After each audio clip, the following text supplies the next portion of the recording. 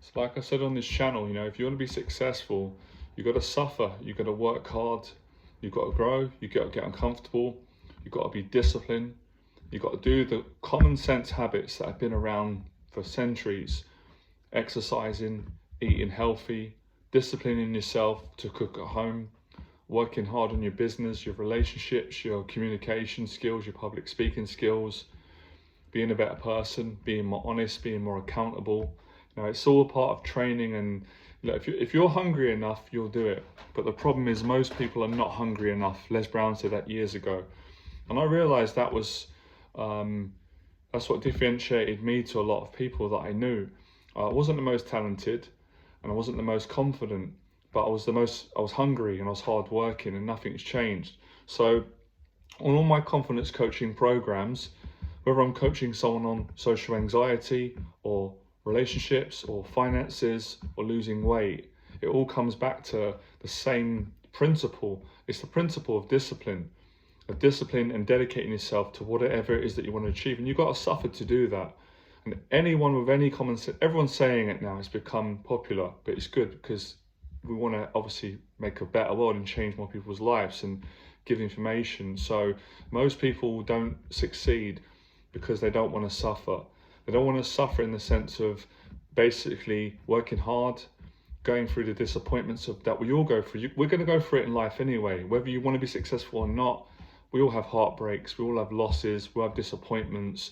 But if you're determined to succeed, you don't let these things completely ruin your life and stop you.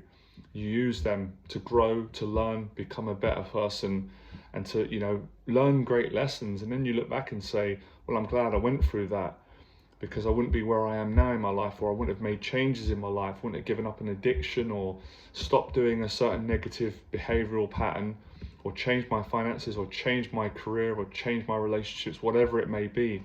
So, you get this one area of discipline right, and it spreads to every area of your life. And I keep saying it: fit body, fit mind. So start off simple. I'm a huge believer. This is the problem today.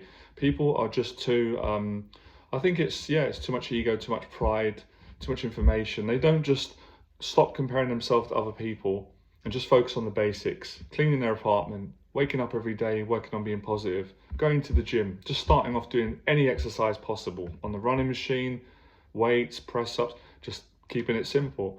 Everybody lets the ego take over and they want to do the most fanciest exercise, and they just want to go from being miserable and depressed and unhappy to successful overnight. It doesn't work like that. It's not possible, and it wouldn't be good for your character. So you've got to earn these things. There's no shortcuts, there's no cheating, there's no quick fix. The secret is hard work, and the harder you work, in my experience, the happier you feel, especially for men. Most of our self-esteem derives from our hard work, contributing more to society. And you can only really do that if you feel good about yourself. Unless you're just a really rare kind of person who is completely genuine, and there's not many people like that just give and help other people. So most of the time people have got to change themselves, and then they're naturally more kind and more compassionate and more genuine and more of a giving person.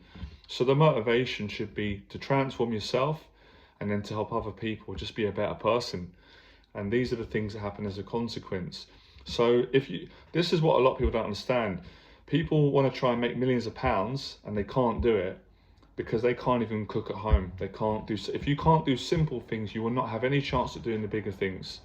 So people want to start telling other people how to live a better life, how to be more positive, and they're critical of them and judging them, but they can't even get down to the gym and be disciplined and commit to something.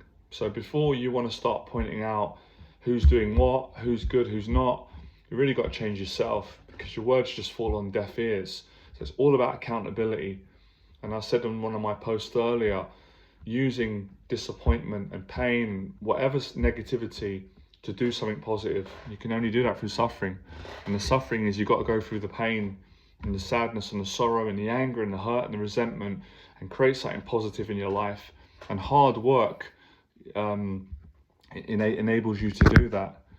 Hard work and discipline. And all successful people are saying the same thing. They say it in a different way. They pretty much say the same thing. David Goggins would say the same thing I'm saying. I'll say the same thing he's saying. Les Brown says the same thing Anthony Robbins is saying. Floyd Mayweather would say the same thing that McGregor says. People say it in their own way, but it's the same thing. And Mayweather says it all the time. I love it when he says it. I didn't get here throughout hard work. Talent is not enough on its own. You know, so many talented people, but there is a lack of hard work today. So you've got to work hard. And working hard means being disciplined. It means suffering.